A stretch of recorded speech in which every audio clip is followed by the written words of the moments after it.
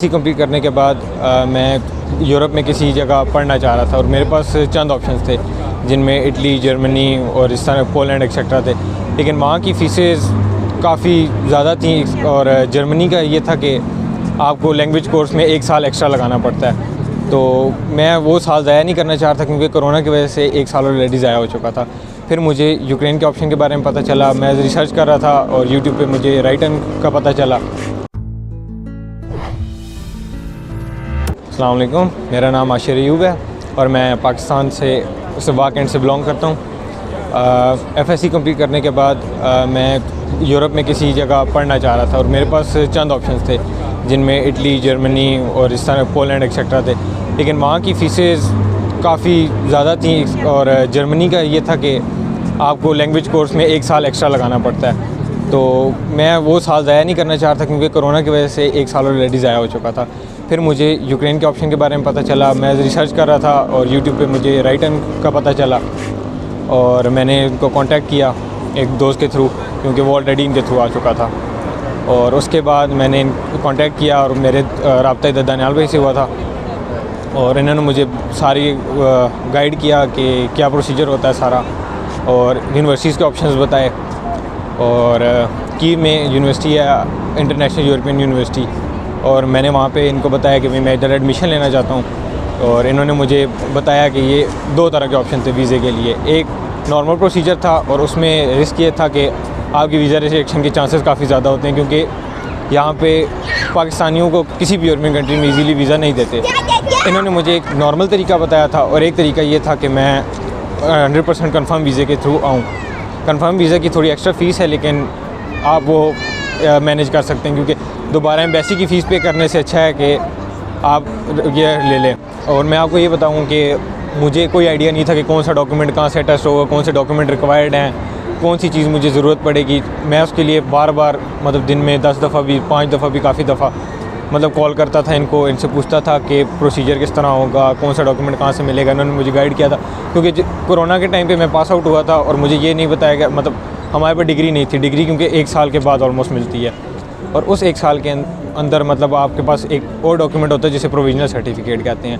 वो आपकी डिग्री के बदले आपको मिलता है कि अगर आपने कहीं ट्रैवल करना है। तो मुझे इस बारे में कुछ पता नहीं था, मेरे पास मार्कशीट थी और मैं उसी के सहारे था। लेकिन उन्होंने मुझे बताया प्रोविजनल सर्टिफिकेट लेना है, उसको बोर्ड से अटैच करवाना है, IBC से अटैच करवाना है, फिर मोफा से भी उनकी स्टैंप होनी चाहिए, फॉरेन मिनिस्ट्री जिसे कहते हैं। बहुत सारा अटैच करने के बाद मैंने अपनी अपना एयर टिकट बुक करवाया था। एयर टिकट भी मैंने इन्हीं के थ्रू बुक करवाया था और उसकी वजह से मुझे इनके थ्रू करवाने की वजह से मुझे कुछ एक्स्ट्रा अलाउंसेस मिले थे जिसमें मेरा कुछ एक्स्ट्रा बैगेज वगैरह था। और क्योंकि एयर टिकट्स काफ़ी महंगी हुई थी तो उन्होंने मुझे कुछ डिस्काउंट भी दिलवाया था। और उसके बाद मैं जब एयरपोर्ट पे यहाँ कीव में पहुँचा था तो कुछ इश्यूज़ थे, मेरे सामने काफ़ी सारे बच्चे डिपोर्ट हो रहे थे और मैं डर गया था। इन शॉर्ट मैं आपको बिल्कुल सच्ची बात बताता हूँ, मैं डर गया था कि मुझे डिपोर्ट कर देंगे वगैरह। लेकिन दानियाल भाई क्योंकि इनसे मेरा रब्ता था, ये एयरपोर्ट के बाहर ही खड़े हुए थे, तो इन्होंने अपने रिसोर्सेज के थ्रू कॉल अंदर करवाई। फिर मेरा एक इंटरव्यू हुआ छोटा सा, उसमें उन्होंने मेरा बस जनरल मेरे से कुछ बातें पूछी और मुझे जाने दिया। फिर उसके बाद मैं अपना सामान लेके बाहर आया तो दानियाल भाई खड़े हुए थे और उसके बाद ये मुझे सीधा मेरे अपार्टमेंट लेके गए। अगर आप हॉस्टल में रहना चाहते हैं तो हॉस्टल में वो आप तक है। अपार्टमेंट लेके गए, अपार्टमेंट में मुझे इन्होंने मेरा सामान रखवाया, सब मुझे बिल्कुल सेटल करवा के उसके बाद नेक्स्ट डे मुझे यूनिवर्सिटी लेके गए थे। यूनिवर्सिटी में मेरे जो भी डॉक्यूमेंट्स थे जिनको मतलब फ़िल करना था, जो कुछ था यूनिवर्सिटी से रिलेटेड, इन्होंने सारा मेरे हेल्प की, मुझे गाइड किया और उसके बाद मेरा एडमिशन कंफर्म हो गया। मैंने अपनी फ़ीसेस अपने हाथ से पे की थी और उसके बाद मैं क्या कहते हैं अब नॉर्मल अपनी लाइफ इधर जी रहा हूँ। और जो लोग ये कहते हैं कि यूक्रेन एक गरीब मुल्क है या कुछ है, वो उनकी बातों पे आप बिल्कुल भी बिलीव ना करें। ये बिल्कुल भी कोई गरीब मुल्क नहीं है।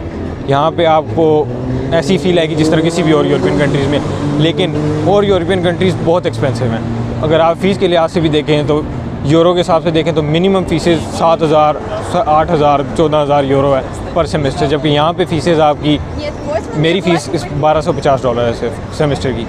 मेडिकल स्टूडेंट्स की ऑलमोस्ट 2,000-2,500 इतनी ही होती है पर सेमेस्टर। और यहाँ पे रहने का ख़र्चा बहुत ज़्यादा अफोर्डेबल है। आप इजीली यहाँ पे अपना महीना अगर अय्याशी से स्पेंड करते हैं तो आपको $300 से $400 चाहिए। जॉब्स का यहाँ पे थोड़ा सा सीन ऑफ है लैंग्वेज की वजह से। अगर आप 6 महीने में 3 महीने में जब भी आपको मतलब इतनी लैंग्वेज सीख जाते हैं कि आप कम्युनिकेट कर सकें थोड़ा बहुत, तो जॉब्स का भी इतना इशू नहीं है यहाँ पे।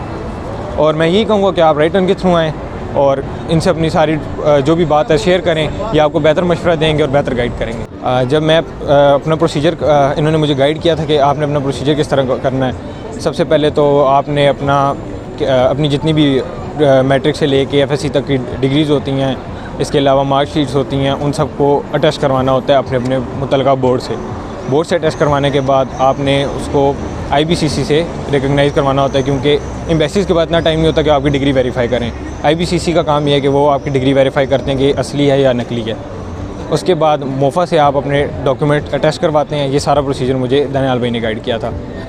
मोफा से अटैच करवाने के बाद आप अपने वीज़ा के लिए अप्लाई करते हैं जेरीज़ ऑफिस के थ्रू। जेरीज़ ऑफिस में आप एम्बेसी की फ़ीस पे करते हैं, जो कि ऑलमोस्ट $650 होती है। अच्छा, आपके पास 2 ऑप्शन होते हैं। फ़र्स्ट ऑफ़ ऑल तो कि आप नॉर्मल तरीके से अप्लाई करें, जिसमें रिजेक्शन के चांसेस बहुत ज़्यादा होते हैं। और दूसरा तरीका ये है कि आप कंफर्म वीज़ा अप्लाई करें, उसकी एक्स्ट्रा फ़ीस होती है लेकिन मैनेज हो जाती है।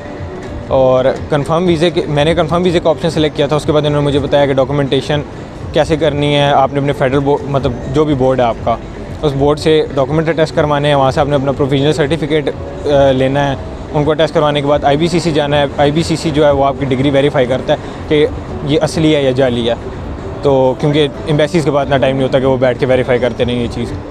उसके बाद आपने जेरीज़ ऑफिस जाना है। जेरीज़ ऑफिस में आपको पूरा प्रोसीजर ये समझाएंगे कि जेरीज़ ऑफिस में किस तरह आपने जाके वहाँ पे अप्लाई करना है, उनको क्या कहना है, आपके कौन कौन से डॉक्यूमेंट्स होने चाहिए, इंश्योरेंस होनी चाहिए, आपका पिक्चर्स होनी चाहिए। ये सब चीज़ें आपके पास कंप्लीट होंगी तो आप अपने वीज़े के लिए अप्लाई करेंगे। वीज़े के लिए अप्लाई करेंगे तो आपको कुछ दिनों के बाद एक इंटरव्यू के लिए बुलाएंगे। इंटरव्यू आपका स्काइप के थ्रू होगा या एम्बेसी में होगा, वो आप तक है, क्योंकि कोरोना के दिन थे। मेरा तो स्काइप के थ्रू ही हुआ है। इंटरव्यू के बाद आपको बता दिया जाएगा कि इतने दिन बाद, या वो आपको कॉल कर देंगे या ईमेल कर देंगे कि आप फलाने दिन आके अपनी जो पासपोर्ट अपना वो रिसीव कर लें। पासपोर्ट रिसीव करेंगे, वो आपका जब वीज़ा लग जाएगा उसके बाद आपने इनसे रब्ता करना है दोबारा। ये आपको गाइड करेंगे और उसके बाद आपने अपना एयर टिकट बुक करवाना है। और आपके पास 3 महीने का टाइम होता है, मतलब वीज़ा आपको 3 महीने का यहाँ पे इशू होता है। 3 महीने आपके पास होंगे, आपने उसके अंडर आना है यहाँ पे आके आप यूनिवर्सिटी में जाएंगे, रजिस्ट्रेशन होगी, यूनिवर्सिटी आपके डॉक्यूमेंट्स रखेगी ट्रांसलेशन के लिए। ट्रांसलेशन के बाद आपकी TRC अप्लाई होगी। TRC एक आप यही समझ लीजिए कि कार्ड होता है। जिस तरह पाकिस्तान में ID कार्ड्स होते हैं, यहाँ पे आपके पास वो कार्ड होगा जो 4 साल 6 साल जब तक की आपकी डिग्री है वो वैलिड होगा उस पे। और आपका मल्टी एंट्री वीज़ा होगा, मतलब आप आना जाना पाकिस्तान अगर करना चाहें तो कर सकते हैं, आप यहाँ पे बाउंड नहीं हैं।